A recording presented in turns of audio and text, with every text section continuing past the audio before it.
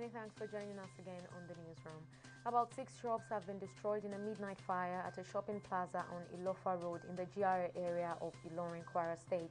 The Director of State Fire Service, Falade Olumuyiwa, said the fire, which started at about 1 a.m. on Wednesday, was immediately put out by men of the fire service under an hour. However, the inferno destroyed valuables worth millions of naira.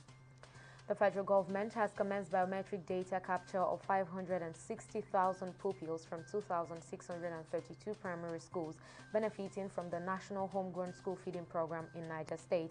Fatima Bisala, the team leader for the enumeration from the Federal Ministry of Humanitarian Affairs and Disaster Management, disclosed this in Minna on Wednesday.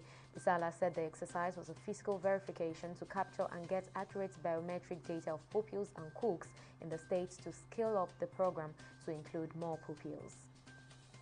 Governors of the ruling All Progressives Congress APC have asked the Mai Malabuni-led Caretaker Extraordinary Convention Planning Committee to organize an elective national convention and quickly conduct local government and state congresses. The committee recently conducted ward congresses which were allegedly characterized by irregularities. In a statement signed by Kebbi State Governor and Chairman of the Progressives Governors Forum, Atiku Bagudu, the governor said they have been briefed on the July 28, 2021 judgment of the Supreme Court on the Ondo State governorship election and recognized that the legal status of both the APC Caretaker and Extraordinary Convention Planning Committee as well as its composition has been legally settled. Civil servants in Guinea will henceforth prove that they have been vaccinated against COVID-19 before they are allowed access to their workstations. This decision was reached after a special cabinet meeting presided over by President Alpha Conde.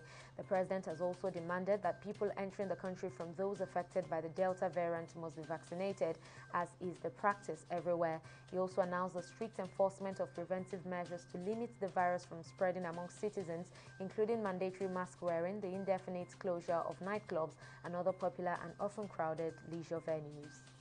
And in business, the Debt Management Office has announced that the federal government would offer 150 billion naira bonds for subscription beginning from August 18th.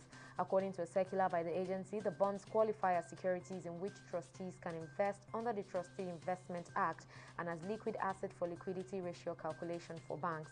The bonds also qualify as government securities within the meaning of Company Income Tax Act and Personal Income Tax Act for tax exemption for pension funds, amongst other investors. 28 soldiers and 37 civilians are now reported to have died in more than 100 wildfires across Algeria, as fires also broke out across Tunisia. Dozens of fires started up on Monday, and Algerian authorities sent in the army to help citizens with the blazes and evacuations. Another 12 soldiers are said to be in hospital in critical condition, according to the nation's television, following the latest wildfires to hit the Mediterranean this summer. More than 70 fires have broken out in 14 states across the north of the country. The Wrestling Federation of India has temporarily suspended star wrestler Vinesh Phogat for indiscipline during a Tokyo Olympics campaign. The federation has issued a notice to Vinesh on 3 counts.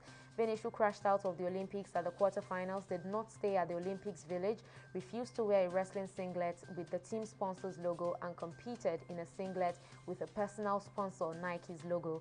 She has time until August 16th to reply to the notice. And that's it on the newsroom. We thank you for watching. I am Oni Adekunle.